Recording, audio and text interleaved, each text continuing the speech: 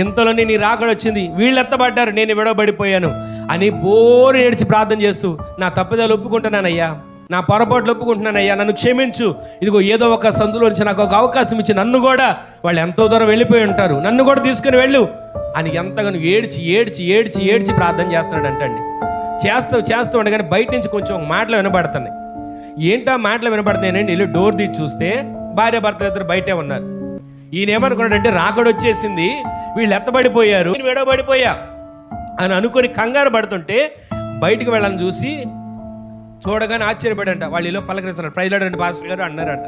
అనగానే అమ్మ praise lord అమ్మ, సరే రెండు లోపలికి రండి అని లోపలికి వచ్చిన తర్వాత, మీరు ఎలా బయటికి వెళ్ళారమ్మా, ఎప్పుడు బయటికి వెళ్ళారు, ఎలా మాయమైపోయారు అని అనుకుంటే వాళ్ళు అన్నారంట, పాస్టర్ గారు మీరు మాతో మాట్లాడుతూ నిద్రపోయారు, మీరు నిద్రలో ఉన్నారు. సర్లే రాత్రంతా నిద్రలేదేమో పాస్టర్ గారికి, వాస్తవంగా సేవకుల్లో చాలామందికి షుగర్లు బీపీలు ఉంటాయి కండి, షుగర్ వల్ల నిద్రలో వచ్చేసిందేమోలే అని అనుకొని మేము మిమ్మల్ని డిస్టర్బ్ చేయలేదు, కాసేపు బయట వెళ్దామని వెళ్ళాను అని ఇవన్నీ చెప్పారంట. ఈరోజు